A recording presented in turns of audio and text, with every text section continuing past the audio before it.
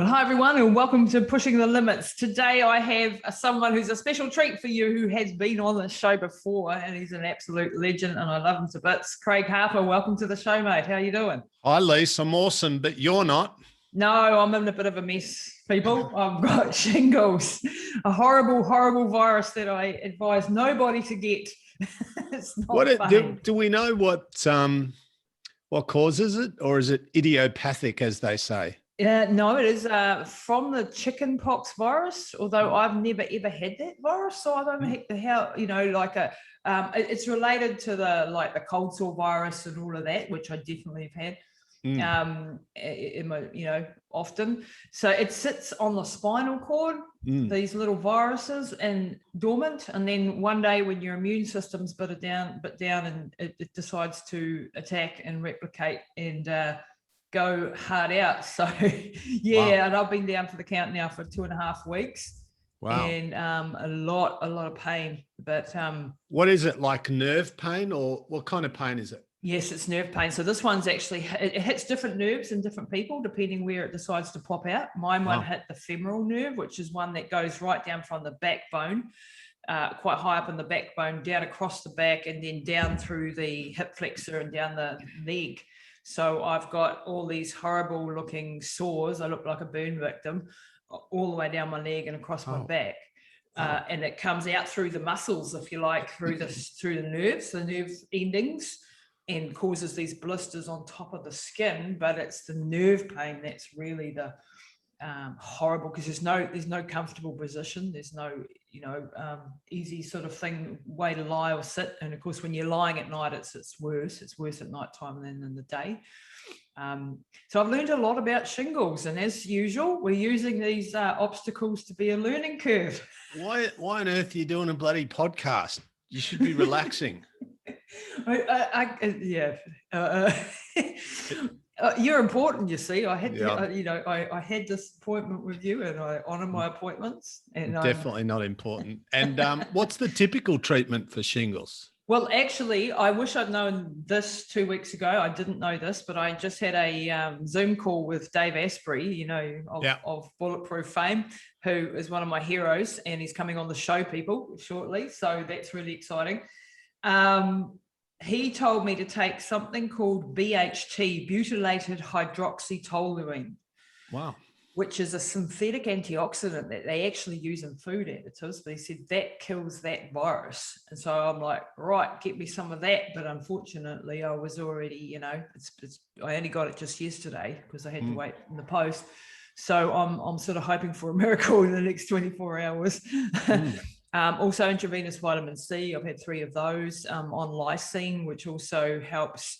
One of the funny things before we get to the actual topic of the day is I was taking something called L-citrulline, which helps with nitric oxide production and feeds into the arginine pathway. And apparently, while that's a good thing for most people, the arginine, if you have too much arginine in the body, it can lead to a replication of this particular virus, which is really random. And I only found that out after the fact. But, as a biohacker who experiments, sometimes you get it wrong. Sometimes you turn left when you should have turned right. Yes. So that certainly took a lot of digging in PubMed to find that connection, but I think that's maybe what actually set it off. That combined with a pretty stressful life of late. It's interesting that you mentioned PubMed, because like a lot of people now, how people warn people off going Dr. Google, whatever, right? But the funny thing is, you can forget Dr. Google. I mean, Google's okay, but you can access medical journals, high level. All of the research journals that I access for my PhD are online. You can literally pretty much access any information you want. And we're not talking about anecdotal evidence, and we're not talking about theories and ideas and random kind of junk. We're talking about the highest level research you literally can find at home now. So if you know how to research and you know what you're looking for, and you can be bothered reading arduous academic papers, yeah, you can pretty much learn anything to any level if you're prepared to do the work and you know how, and you can be a little bit of a detective, you know, a scientific detective. And that is exactly, what I keep saying. And I'm glad you said that, because you are a PhD scholar and you are doing this, so you know what you're talking about. And this is exactly what, I've done in the last 5 years, is deep research and all of this sort of stuff. And people think that you have to go to university in order to have this education. And that used to be the case. It is no longer the case, and we don't have to be actually in medical school to get access to medical texts anymore, which used to be the way. And so we now have the power in our hands to take, to some degree, control over what we're learning and where we're going with this. It doesn't mean that it's, it's easy, as you will know, sifting through PubMed and all these, scholarly Google articles and things that, in clinical studies is pretty damn confusing sometimes and arduous. But once you get used to that form of learning, you start to be able to sift through relatively fast, and you can really educate yourself. And I think, having that growth mindset, I mean, you and I never came from an academic background. But thanks to you, I'm actually going to see Professor Schofield next week. Wow. Schofield, and looking at a PhD, because I really need to add that to my load. But I'm good for you. That's well, so. I mean, but the thing is, I think in general, and I don't know where you were going to go today, but I think in general, like one of the things that keeps us young is learning and exposing ourselves, our mind and our emotions, and for that matter, our body, to new things, and whether that's new experiences or new ideas or new information or new environments or new people, like this is what floats my boat, and it keeps me hungry, and it keeps me healthy physically, mentally, emotionally, intellectually, creatively, sociologically. It keeps me healthy. And not only does it keep me in a good place, I'm actually at 57 still getting better. Yeah. And, and people might wonder about that sometimes. And of course, there's an inevitability to chronological aging, like clearly most people at 80 are not going to be anything like they were at 40. Not that I'm 80, but, but there's, we know now that there's the unavoidable consistency of time as a construct, as an objective construct, but then there's the way that we behave around and relate to time. And biological aging is not chronological aging. And in the middle of the inevitability of time ticking over which is an objective thing, there's the subjective human in the middle of it who can do what he or she wants. And so, in other words, a 57-year-old bloke doesn't need to look or feel or function or think like a 57-year-old bloke. Yes. Right. Yes. So when we understand that in many ways, especially as an experience, age is a self-created story for many people. I mean, I've met, and our listeners have met 45-year-olds that seem 70 and 70-year-olds. And we're not talking about acting young. That's not what we're talking about. I'm not talking about that. I'm not talking about pretending you're not old or acting young. I'm actually talking about changing the way that your body and your mind and your brain and your emotional system works, literally, so that you are literally, in terms of function, similar to somebody or a typical, in inverted commas, person who's 20 or 25 years younger than you. Yeah. And we didn't even know that this used to be possible. But not only is it possible, if you do certain things, it's very likely that that's the outcome you'll create. Yeah. And I mean, if you think about our grandparents, and when I think about my nana at, 45 and 50, they were old. Yeah. And when I think about, like, now I'm 52, you're 57, we're going forward, we're actually reaching the peak of our intellectual, well, hopefully not the peak, we're still going up. Physically, you got a few wrinkles and a few grey hairs coming. But even on that front, there is so much what's happening, in the longevity space, that my take on it is, is if I can keep my shit together for the next 10 years, stuff's going to come online that's going to help me keep it on for another 20, 30, 40 years. Yeah. And so for me now, it's trying to hold my body together as best I can so that when the technology does come, that we are able to, and we're accessing some of the stuff now. I mean, I'm taking some of the latest and greatest bloody supplements and biohacking stuff and actively working towards that and having this. But I think it's the growth mindset. I had Dr. DeMartini on the show last week, who I love. I think he's an incredible man. And his mindset, I mean, he's what, I think he's nearly 70. Yeah. He looks like he's 40, you know. Yeah, he's amazing. He's amazing. And his mind is so sharp and so fast to leave you and I in the dust. And he's processing, you know, like books every day, like, you know, more than a book a day, I think he's mowing through, and he's distilling it and he's remembering and he's retaining it and he's giving it to the world. And this is the sort of, you know, but he's nothing exceptional. Like he had learning disabilities, for goodness sake. He had a speech impediment. He couldn't read until he was an adult. In other words, he made that happen. And you and I, you know, we both did, you know, well, you went to university at least when you were younger. I sort of mucked around on a bicycle for a few years. Yeah. And traveled the world instead. But, you know, this is the beauty of the time that we live in, and we have access to all this. And so that growth mindset, I think, keeps you younger, both physically and mentally. And this is why I reckon it's really important that we hang around with people who drag us up, not down. And that could be, you know, listening to your podcast, of course. Like I feel like when I listen to a podcast with somebody like you that shares good ideas and good information and good energy and is a good person, like if I'm walking around, I've literally got my headphones here because I just walked back from the cafe listening to Joe Rogan's latest podcast with this lady from Harvard talking about testosterone. You'd find it really interesting. Who wrote a book called T.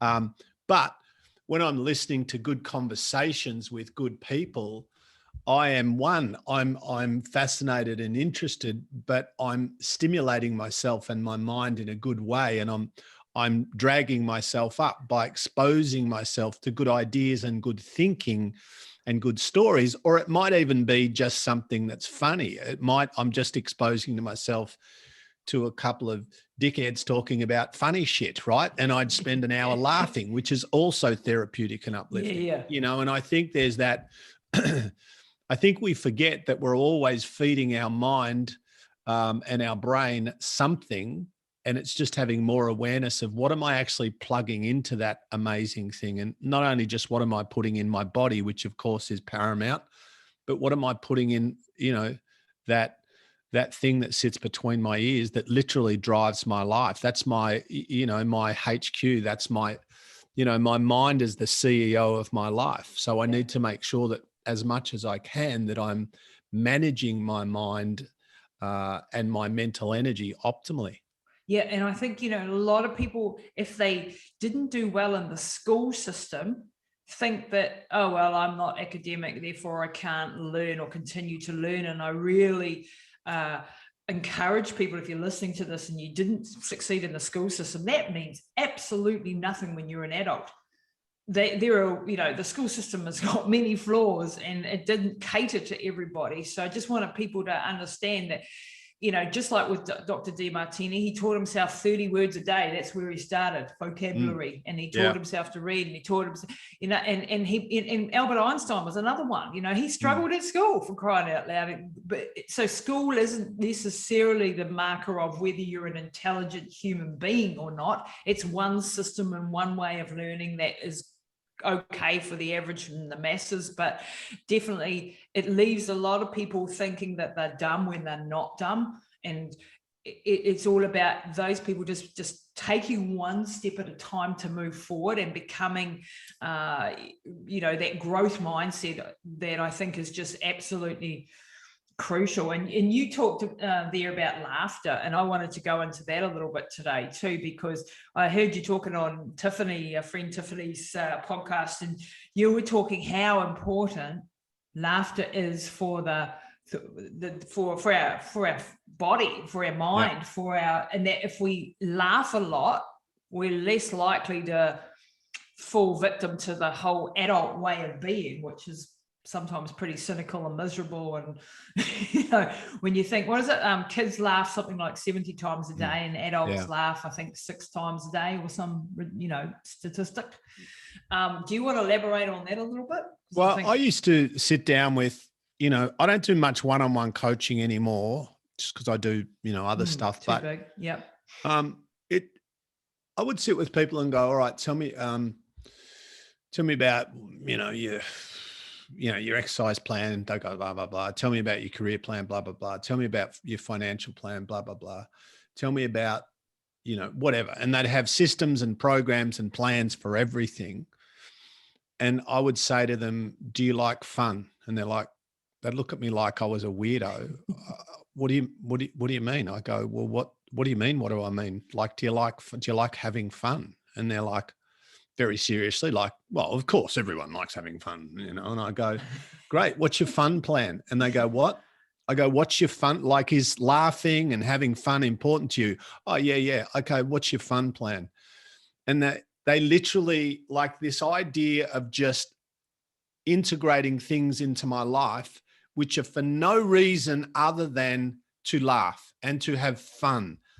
Not to be productive and efficient and to tick more boxes and create more income and elevate output and tick fucking boxes and hit KPIs, and no, just to be silly, just to laugh like a dickhead, just to hang out with your mates or your girlfriends or whatever it is, just to talk shit, not everything needs to be fucking deep and meaningful and world changing. Not everything. And in fact, it can't, Yeah, because our brain and our body and our emotional system and our nervous system, and it can't work like that. We can't be elevated all the time. And so literally when we're laughing, we're changing the biochemistry of our brain. Literally when we're having fun, we're impacting our immune system in a real way through that thing I've probably spoken to you about, psychoneuroimmunology, right? Yes. We're literally doing our biology good by laughing. And, and there's got to be, because like you probably, I have a lot of deep and meaningful conversations with people about hard shit. Like, I'm pretty much a specialist at hard conversations. It's what I do. Yep. And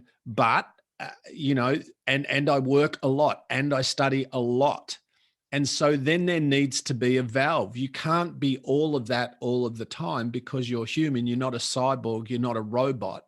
Love it. And this hustle, grind, work harder, sleep less. You can sleep when you're dead. It's all bullshit, because also, I want to learn and grow and evolve, and I want to develop new skills. But you know what? I want to also, in the moment, laugh at silly shit, and I want to be happy, and I want to hang out with people I love, and I want to be mentally and emotionally and spiritually nourished. Like, it's not just about acquiring knowledge and accumulating shit that you're probably not going to use. It's also about the human experience now. It's like, this is, and this almost sounds contradictory, but because of course we want a future plan and we want goals and all of those, but we're never going to live in the present, because when we get there, it's not the present, it's just another installment of now. So when next Wednesday comes, it's not the future, it's now again, because life is never ending now. It's all about now. Right. It's like living is a present tense verb. You can't living in the future, and you can't live in the future. You cannot. And yes, I know this gets a little bit, what's the word, existential, but it's the truth is that, we need to, we can do whatever we want, but I believe we need to be stimulated. So we're learning and growing, and we're doing good stuff for our brain and good stuff for our body, but also that we are giving ourselves a metaphoric hug and going, it's all right to lie in your bed and watch Netflix, as long as it's not 20 hours a day, 5 days a week. Exactly. It's okay to just laugh at silly stuff. It's okay that there's no purpose to doing this thing other than just joy and enjoyment. I think that people like you and me, who are maybe we would put ourselves in the, you know, kind of driven Right. category, right? You and I are no good at this, like at times having fun and just going, I'm going to do fuck all today, because the moment that we do, sometimes we start to feel guilty and we start to feel like, fuck, I'm not being productive. I've got to be productive. Where Well, does that in linger? itself Shingles. is a problem for high performers. Like, fuck your high performance and fuck your productivity today. Be unproductive, be inefficient, and just fucking enjoy it. You know, not because in a minute we're going to be dead. Yeah. We're going to go, oh, but fuck, I was productive, but I had no fun. I never laughed because I was too busy being important. Fuck all that. And this is like, so, because, and I think both of us have probably come a long way around to finding that out. I mean, I used to love reading, you know, fiction novels. And then I went, oh, I can't be reading fiction novels. I've got so many science books that I have to read. And here I am, you know, dealing with insomnia at 2 o'clock in the morning, reading texts on, I don't know, nitric oxide, you know, it's just some bloody thing. And it is this argument that goes on still in my head. But that was an hour where you weren't learning something, and you know, and I because I know that if I go for a big drive or something, and I have to travel somewhere, or I'm going for a long run or something, I've probably digested a book on that road trip, or 3, or 10 podcasts or something, and I've actually I get to the end and I'm like, wow, I achieved something. I've got my little dopamine hits all the way through. But now I've sort of come to also sort of understand that you need this time out, and you need to just have fun. And I'm married to this absolute lunatic of a guy called Hazley O'Leary, who I just love, because all day, every day, he is just being an idiot in the best sense of the word, you know. And I come out and I'm like grumpy and, you know, had a hard day and I'm tired and I'm stressed, and I come out and he's doing a little dance, you know, doing some stupid meme or saying some ridiculous thing to me, and I'm just like, you know, I crack up at it. And that's the best person to be around, because they keep me, and I'm like, come on, stop being stupid. You should be doing this and you should be doing that. And then I hear myself and I'm like, hang on, he's got it right. Well, I think he does in some ways, you know, and excuse me, it's not about one or the other. It's about both. And it's recognizing that, you know, if I look after my energy and my emotional system and all of that, I'll get more done in 8 hours than 12 hours when I'm not looking after myself. So more is not better necessarily. In fact, often more is not better. Sometimes more is worse, you know. So there's a difference between, you know, volume of work and output and quality of work, and also, you know, quality of experience. Like I wrote a little thing yesterday, just talking on social media about the fact that I like all of the things that I do, even study, although it's demanding, but I enjoy it. And my job, you know, like right now, you and I do podcasts. I do 7 podcasts a week, apart from the ones like this, where I'm being interviewed by someone else or spoken to by somebody else. And my life is somewhat chaotic, but I don't really, in terms of having a job in inverted commas, well, one, I don't have a job. I haven't had a job since I was 26. And 2, I don't really feel a sense of work like most people do. Like the other night I did a gig. I don't know if I posted a little thing about this on Insta, and I was doing a talk for Hewlett Packard in Spain. Now, how cool is the world, right? So I'm talking here, right here in my house. You can see, obviously your listeners can't, but this is not video, is it? No, it's just audio. Both. Yep. Starring. I wish I knew that earlier. Anyway, it doesn't matter. Sorry, everyone. I would have brushed my hair. But anyway, you're not in a singlet. That's a starter. You should see my hair, by the way. I look like bloody Doc from Back to the Future. Anyway, but I'm sitting in this studio, and I'm about to talk to a few hundred people in Spain, right? Which is where I was dealing with the people who were organizing me to speak. And just before I'm about to go live at 5:30, and the lady who had organized me was texting me. So it's on Zoom. There's already a guy on the screen speaking, and then lots of little squares of other humans. And I said to her, how many? And she said, oh, like a few hundred. I'm cool. I said, cool. I go, everyone's in Spain. And she goes, no, we're in Spain, but the audience is around the world. And I go, really? How many countries? And she goes, 38. Wow.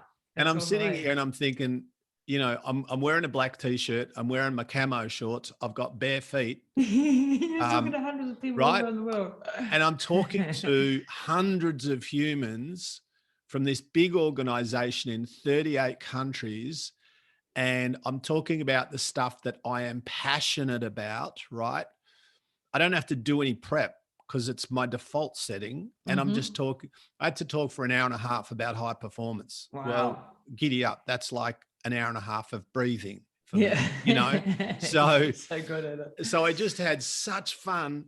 And I had this moment, Lisa, halfway through, I don't know, but about halfway through, where I'm like, I remember growing up in a paradigm where pretty much when I was a kid, everyone went and got a job, and you became a fireman or a cop, or you sold clothes, or you're a brickie or a sparky, or you're some kind of tradie.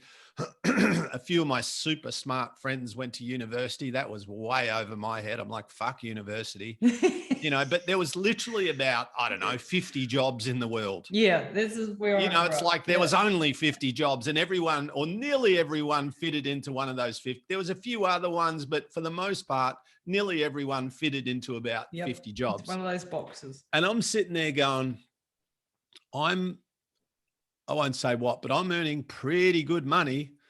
And I'm sitting in bare feet in my house talking to humans around the world about this stuff that I want to tell everyone about anyway. And I do for free on my podcast and your podcast, and I do it anyway. I have this great time. It's a really good experience. And then I finish at 7 p.m. and then I walk 15 feet into the kitchen and put the kettle on and check my messages. No commuting, no traveling, no flying. How is this a job? I'm like, how is this real? I go, this is a scam. I'm scamming everybody. Like, how great is 2021? Yeah. How great. And I know there's a lot of shit going on, and I'm not trying to be insensitive. And it smashed my business too. All of my live events for 2020 got kicked in the dick in 2 weeks, right? Yeah, so I got financially annihilated. But you just go, oh, well, we'll improvise, adapt, overcome, and figure shit out. But yes, exactly. And I think when you can have, and a lot of people talk about this, and it's very a well-worn kind of idea, but when you're what you love and what you're curious about and how you make a few bucks, when that can all collide, then life is a different thing. Then there's not work and life, there's just life. And so when we talk about this idea of work-life balance, it's like the old days, they'd talk about that a lot. And it's like almost like there was some seesaw, some metaphoric seesaw with work on one side and life on the other. And when you get the balance, I'm like, fuck that. Because what happens, think about this. If we're just basing it on numbers, like, 40 hours of work versus, however many hours of non-work, or however many hours of recreation and recovery.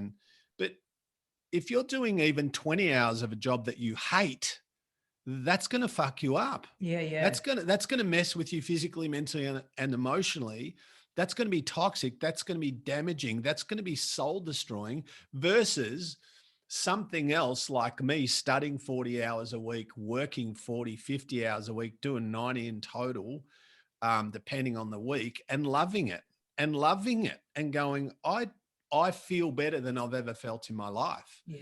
Awesome. And I still train every day, and I live 600, 800 meters from the beach. I still walk to the beach every day, and I still hang out with my friends. It's like, it doesn't have to be this cookie cutter approach. Like, the beauty, I think, of life with your food, with your lifestyle, with your career, with your relationships, with the way that you learn, like the way that you do business. everything now is so much more flexible and optional than any time ever before, that we can literally create our own blueprint for living. Yeah, and then it's not always easy, and sometimes it takes time to get momentum and stuff. And being, both you and I have both said it before, we're unemployable. Like, I'm definitely not someone you want to employ, because I'm just always going to run my own ship, and I've always been like that, and that's that entrepreneurial personality. So not everyone is set up for that. Yeah. Personality wise. So, we're a certain type of people that likes to run in a certain type of way, and we need lots of other people in doing the other parts. But there is this ability now to start to change the way you think about things. And this is, I think, really important for people who are unhappy in where they're at right now, to think, hang on a minute, I've been, I don't know, policeman, teacher, whatever you've been, and I don't want to be that anymore. Is there another me out there? Is there a different future that I can have? The answer is yes, if you're prepared to put the work and the time and the effort, the looking, the understanding, the learning, the change, being adaptable, the risk taking, all of those aspects of it. Yes, but there is ways now that you can do that where there weren't 30 years ago. When I came out of school, I couldn't be, well, I was going to be an accountant. Can you imagine anything worse than that, Hey, shout out to all our accountant listeners. We love you and we need you. Yeah, but I wasn't that, I was academically, that's, I was good at it. But geez, I hated it. And I did it because of, parental pushing in that direction. Thank goodness I sort of woke up to that. And, after 3 years, I had Commander Mark Devine on the show, who's a Navy SEAL, man. You have to have him on the show. I'll hook you up. He's just epic. And he became an accountant before he became a Navy SEAL, and now he's got the best of both worlds, really, but like, you couldn't get more non-accountant like than Mark Devine. In other words, we all go into the things when we leave school that we think we're meant to be doing, and that aren't necessarily. And I think, the most interesting 50-year-olds still don't know what the hell they want to be when they grow up. And I'm still in that camp. Well, you raise a really interesting point too, and that is programming and conditioning. And, because we all grow up being programmed, consciously or not. If you grow up around people, you're being programmed. So, and that's not a bad thing. That's an unavoidable human thing. So situation, circumstance, environment, school, family, friends, media, social media, all of that stuff shapes the way that we see the world and shapes the way that we see ourselves. And so when you grow up in a paradigm that says, okay, Lisa, when you finish school, you have to go to university, or you have to get a job, or you have to join the family business, or you have to work on our farm, or whatever it is, you grow up in that, and you're taught and told and trained. And so you don't question that, and for me, I grew up in the 70s, and 80s. I finished school in 1981, and I grew up in the country, and most people got a trade, or most people worked in logging or on a farm, and I would say about 5 in 100 of the kids that I did. And by the way, doing year 12 was a pretty big deal in 1981, right? It's wow, geez, are you a brainiac? Definitely wasn't a brainiac. But year 12 was a big thing now. And it's like now, even if you have an undergrad degree, it's almost not really enough. It's like, well, you kind of got to go get honors or masters, or maybe even a PhD down the track. And that landscape has really changed. So it's just changing again too. And I think to become aware, like, this is for me, this is my shit. This is what I love, is starting to become aware of our lack of awareness, and starting to become aware of my own programming, and go, oh, I actually think this way, not because this is how I naturally think, but because this is how I've been trained to think about work. I've been trained or programmed to think this way about money, or relationships, or marriage, or eating meat, or being a Catholic, or being an atheist, or voting liberal, or whatever it is, right? Yeah. And And not that any of those things are good or bad, and it's not about how I eat or how I vote or how I worship. It's about how I think. And is this my thinking, or is this just a reflection of their thinking? Right? So when we open the door on metacognition, now we start to become aware of our own stories and where they come from. And this is where I think we really start to take control of our own life and our own present and our own future that doesn't exist, by the way, but it will, but it won't be the present. And we start to write our own story with our own voice, not our parents' voice, not our friends, not our peers' voice, and we're always going to be influenced by other people, of course. Just like people are influenced by you and your podcast and your stories and your thinking and your lessons for them, they're influenced. But I always say to people, don't believe me because you like me. Listen to me if you like me and consider what I say. And if what I say sounds reasonable for you, like maybe a good idea to test drive, take that idea for a test drive and see if that works for you, because it might not, right? And I think I really encourage people to learn for themselves and to listen to their own internal wisdom that's always talking. So listen to smart people. I don't know if Lisa and I are in that category. Lisa is. Listen to her.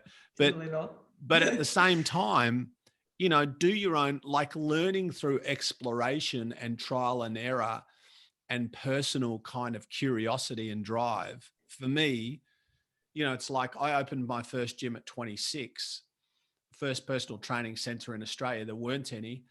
I'd never done a business course. I'd never done an admin course. I knew nothing about marketing. I knew nothing about employees. I knew nothing. But I learned more in 1 year than I would say most people would learn in 5 years at university studying business. Because I was in the middle of it and I was going to sink or swim. Yeah. So in 1 year, I started a business and I acquired overwhelming knowledge and skill because I had to, because of the situation. But that was all learning through doing. So the way that you've learned, you said earlier that like a lot of people think that they're not academic, therefore they're not smart. Some of the smartest people I've ever met, and I'm just not being patronizing, but like mind-blowingly brilliant how they think, live outside of academia. And one of the reasons some people are so brilliant outside of academia is because they're not forced into an echo chamber of thought. Exactly. Right. They're living outside the academic paradigm where we're not trying to restrict how you think or write or speak. There are no rules out here. So there's no intellectual inhibition. Yeah, right? I love that. Whereas when you do a PhD like me, and I can separate the two, thankfully, but there's a way of communicating and writing in PhD land, which is incredibly restrictive because of the scientific process, which is fine. I get that. But it's having an awareness of, this is what I'm often talking to my supervisors about is, yes, I'm studying this thing, which is deep neuropsychology and everything, the way that you do your research, get your data, interpret your data, the whole process of creating new science, which is what you're doing as a PhD, bringing something new into the world. That's one thing. But, okay, so you write your journal articles, which is my PhD process. Hopefully you get them published in academic resources and magazines. But then I don't want that to be it.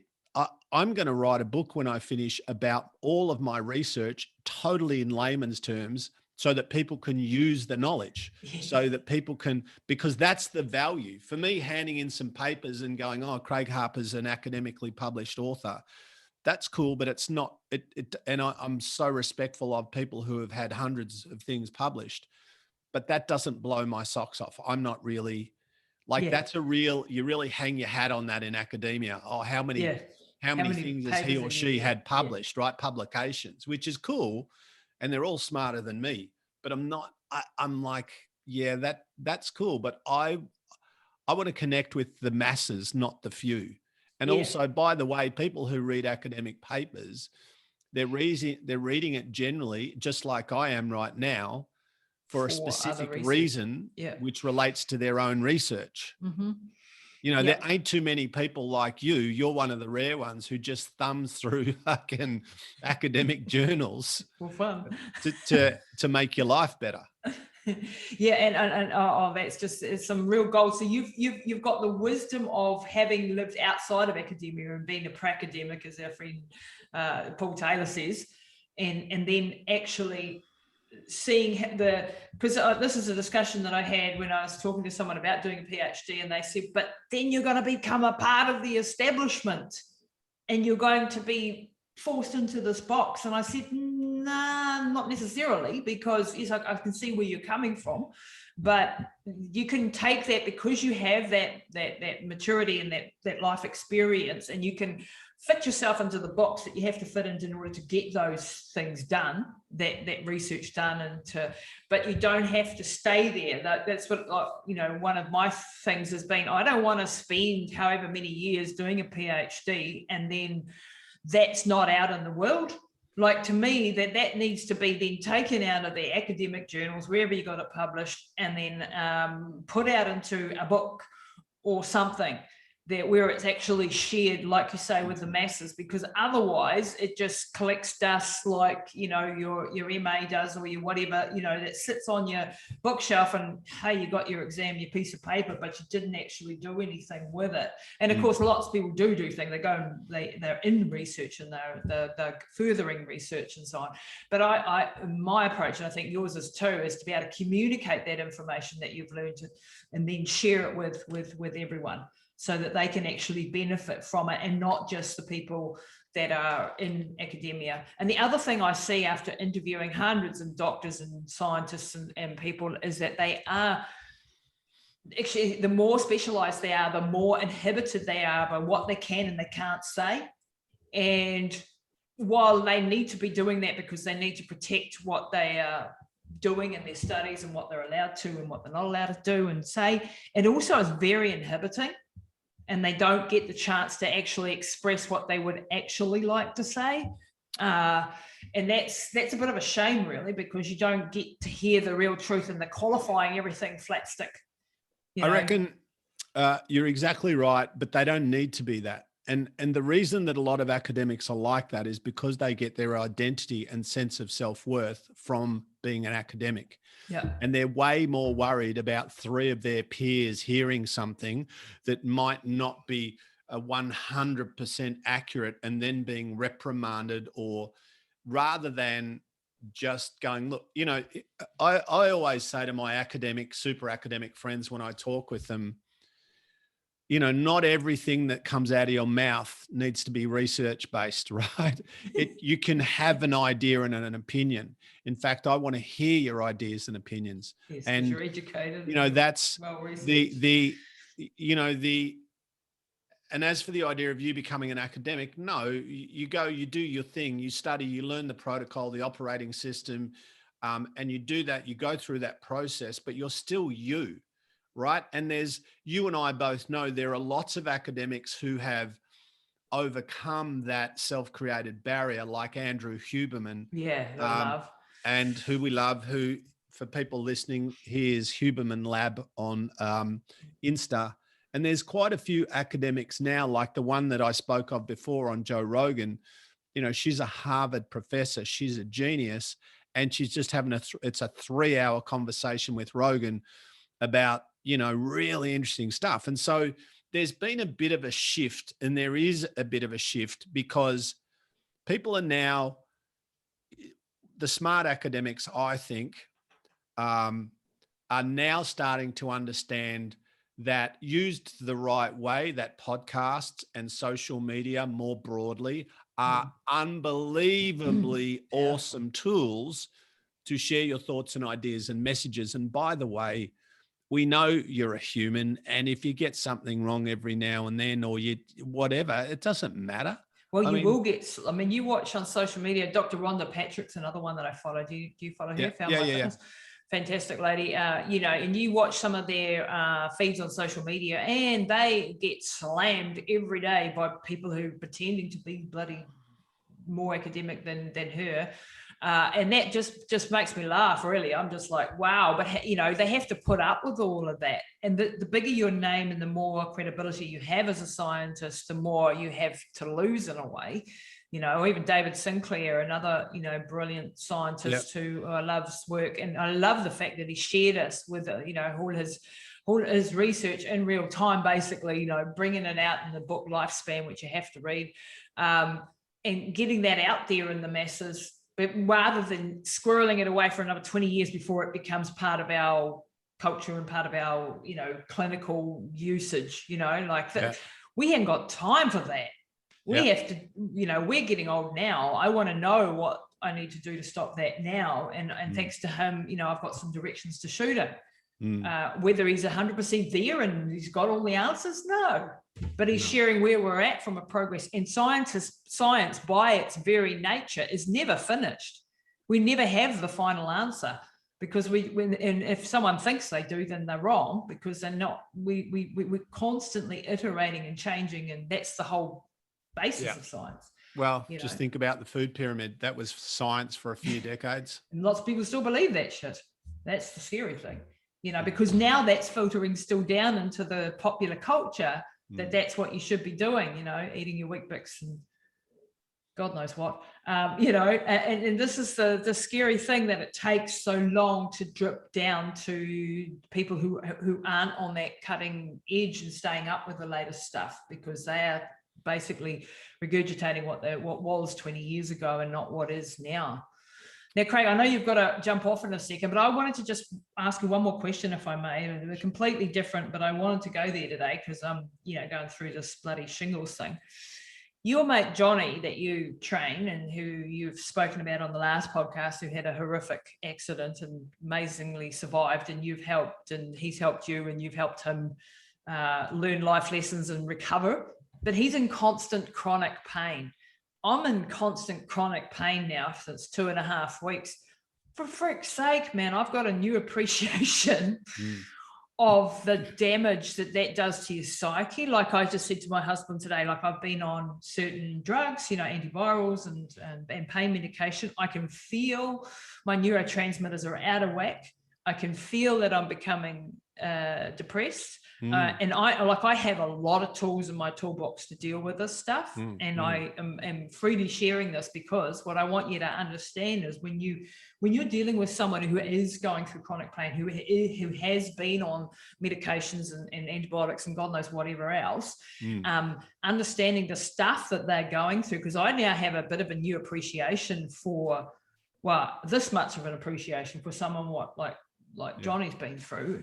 What's your take on how pain and all this affects your neurotransmitters and the drugs, of course?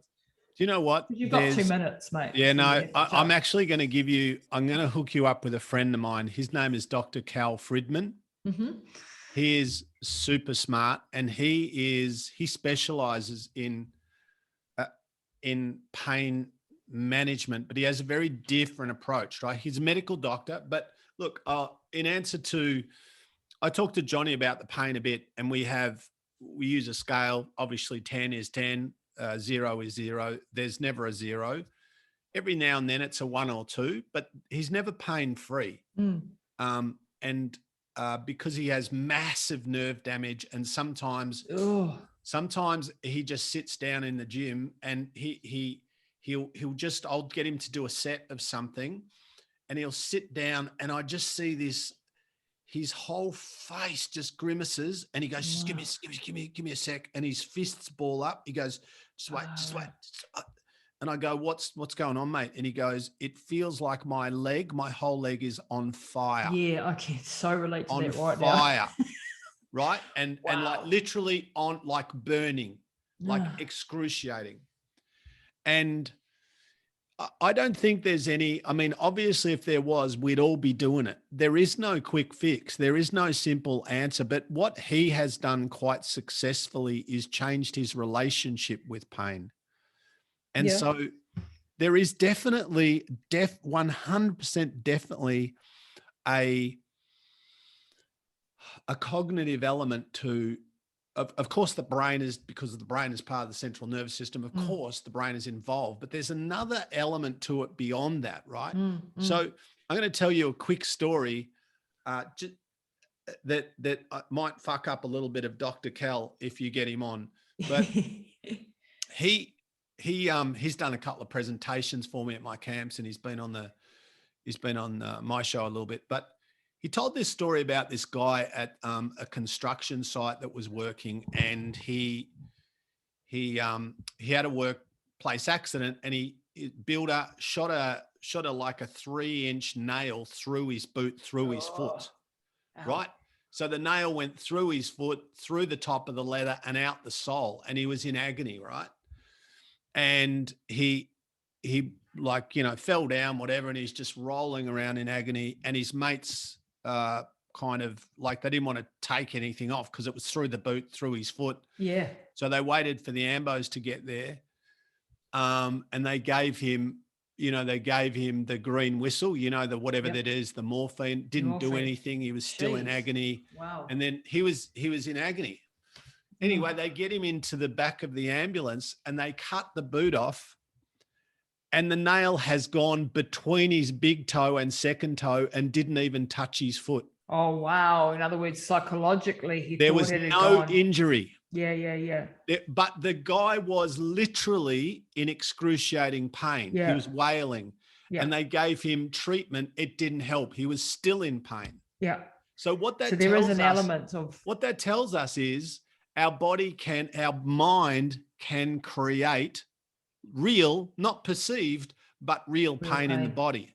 And again, this is where I think we're going in the future, where we start to understand, like, if you can create extreme pain in your body where there is no biological reason, like that, there is no actual injury, there's no physical injury, but you believe there's an injury, now you're in agony.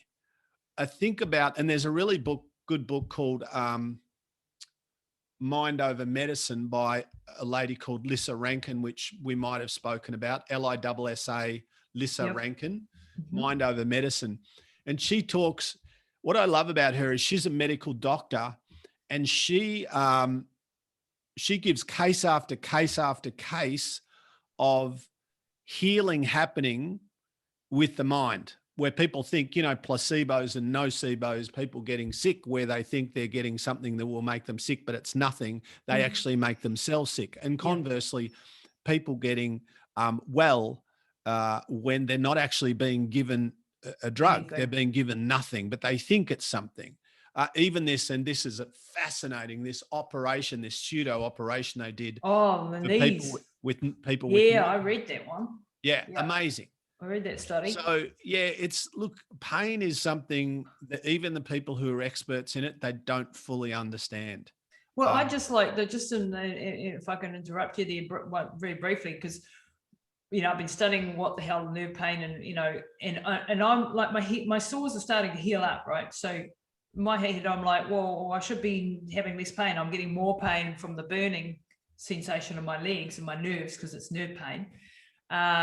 And so I read somewhere that cryotherapy was good. So in the middle of the night when I'm in, really bad pain, instead of lying there and just losing my shit, and I now have been getting up every night and having 2 or 3 ice cold showers a night, which probably not great for my cortisol bloody profile, but I'm just targeting that leg, and it interrupts the pain sensation for a few minutes. And what I'm trying to do is I'm trying to go like, well, am I getting pain because my brain is now used to having pain?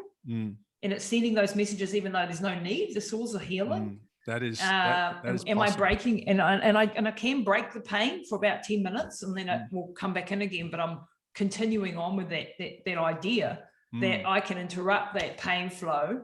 And then, of course, doing the breathing, the meditation, the stuff, and sometimes you just lose your shit and you lose it, and then you just start crying and mummy, bring me some chicken soup type moments.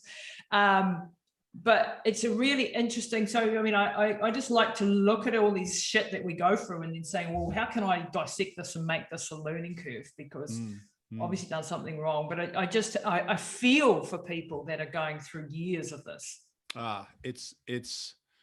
Yeah, I'm the same. I feel sometimes I work with people, and as do you, I work with a lot of people who have real problems. Like I don't have any problems. I mean, they have real problems. And despite my appearance, I'm very compassionate, and it's hard for me because it upsets me to see people in pain, you know, and I feel simultaneously sad and guilty. You know, you can't stop it. How do I deserve this? You know, but it just is what it is. But people like John and, you know, a lot of the people that I've worked with and you've worked with, you know, people like that inspire me. I mean, they're like, I don't find typical heroes and inspirational. They don't really inspire me like the people we normally hold up as I mean, well done. I think they're great, but they don't inspire me. People who inspire me are people who really like, how the fuck are you even here? Like how do you turn up? Like he turns up, he's actually in hospital right now because he's got a problem that's being fixed. But, you know, he's in and out of hospital all of the time. And then he turns up, he hugs me and he goes, "How are you?" And I go, "I'm good." And he goes, "No, look at me." So I look at him and he goes, "How are you really?" And I go, "I'm good." Like, this is the guy who, you know, he's dealing with so much shit himself. I've got a friend, Ian Walker, who I've had on the show too, and he's he got hit by a truck when he was out cycling, I think it was, years and years ago, and he ended up, you know, a paraplegic. And then he recovered, you know, like he didn't recover, he was still in a wheelchair, but he was out racing his wheelchair because he did wheelchair racing and he's part of our club and stuff. And then he got hit by another truck. Now he's a quadriplegic. And this guy he is relentless in his attitude. Like he is, and I've seen him dragging himself like with his hands because he's got access now to his hands again.